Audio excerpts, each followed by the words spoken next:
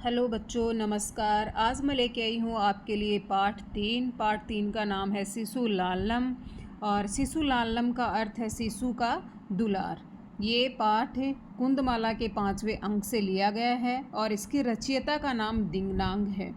ये स्टोरी अपन ने पहले पढ़ ली है। आज आपको मैं इसके हार्ड वर्ड जो हैं, कठिन शब्दार्थ हैं, वो देखेंगे और एक पेज का अनुवाद आपका नाट्यांश का एक पेज है फर्स्ट वाला, उसका अनुवाद बताऊंगी और 2-3 में करके इसका पार्टों में आपको अनुवाद पूरा करवा दूंगी। तो धीरे धीरे इसे पहले इसके शब्दार्थ हैं ये देखना और उसके बाद इसका मतलब अर्थ है वो समझना। तो शुरू करते हैं। सिंहासनस्तः, सिंहासन पर बैठे हुए। उपदिश्यमान मार्ग है, रास्ता दिखाए जाते हुए। कुश लवौ, कुश और लव। उपसृत्ते, पास जाकर, समीप जाकर। प्रणम्य, प्रणाम करके। युष्म दर्शनात्, आप दोनों को देखने से। भवतो, आप दोनों की। कुशल प्रश्नस्य भाजनम, कुशलता पूछने के पात्र। कंठाश्लेषस्य, गले लगाने का। परिष्वज्य, आलिंगन करके यानी गले मिलकर, गले लगाकर। अहो हृदयग्राही स्पर्श है, अहो ये तो हृदय को छूने वाले हैं, ये तो हृदय को छू गए हैं। राजा आसनम खलवेत न युक्तम अध्यासितुम, यह निश्चित ही राजा का आसन है, सिंहासन है, इस पर बैठना उचित नहीं है। स्वधानम न चारित्र लोपाय, रुकावट या ओट या गोदी के साथ बैठना चरित्र के लोप या मर्यादा भंग का कारण नहीं होता है। तस्मात् अंकम वहवित मध्य स्ताम सिंहासनम, इसलिए गोदी की रुकावट से युक्त सिंहासन पर बैठिए। अंकम उपवेश्यति, गोदी में बिठाते हैं। ठीक है, आगे इस नाट्यांश का अनुवाद है।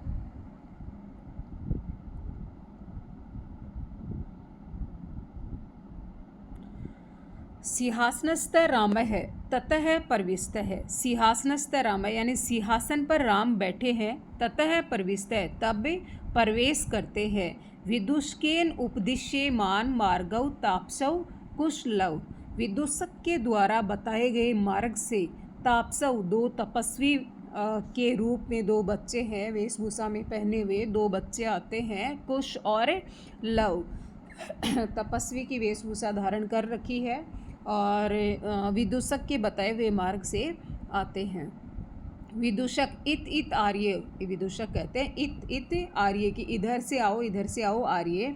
कुशलवौ रामस्य समीपम उपसृत्ते पर्ण्यम च, कुश और लव रामस्य समीपम, राम के पास जाकर, उपसृत्ते पर्ण्यम च, पास जाकर क्या करते हैं, प्रणाम करते हैं। अपि कुशलम महाराजस्य, क्या आप ठीक हैं महाराज।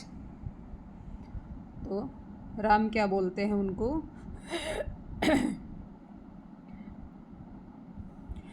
युष्म दर्शनात् कुशलमेव, कि तुम्हारे दर्शन से, तुम्हारे दर्शन हो गए हैं, अब मैं कुशल जैसा ही हूँ। भवतो किम वयम अत्र कुशल प्रश्नस्य भाजनम एव, क्या यहाँ मैं कुशलता पूछने का ही पात्र हूँ। न पुनरअतिथि जन समुचितस्य कंठाश्लेषस्य, कि अतिथि जन के योग्य गले लगाने का पात्र नहीं हूँ क्या, यहाँ पे बस कुशलता ही पूछोगे आप मुझसे। परिष्वज्य, गले लगाकर।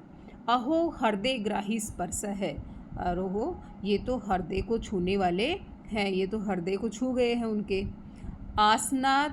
आसनार्ध मुप उपवेश्यति, आसनार्ध उपवेश्यति, राम उन्हें अपने आधे आसन पर यानी सिंहासन पर बैठाना चाहते हैं। उभौ, उभौ का मतलब दोनों।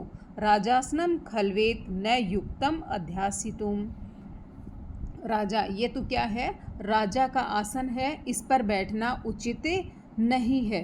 राम है।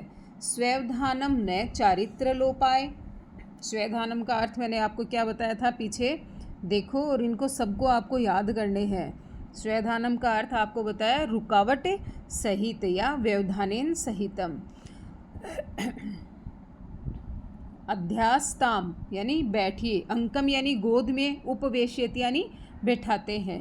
ये राजासनम खलवेद, वो मना कर देते हैं और यह निश्चित ही राजा का आसन है, इस पर बैठना उचित नहीं है।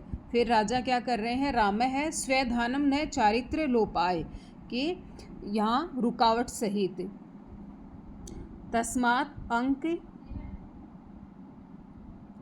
तस्मात् अंक व्यवहित मध्यस्थाम सिंहासनम, कि ये रुकावट आपकी मर्यादा की, आप मेरी गोद में बैठ सकते हो, कि ये राजा का सिंहासन है, इस पर आप नहीं बैठना चाह रहे हो तो कोई बात नहीं, आप मेरी गोद में बैठ सकते हो।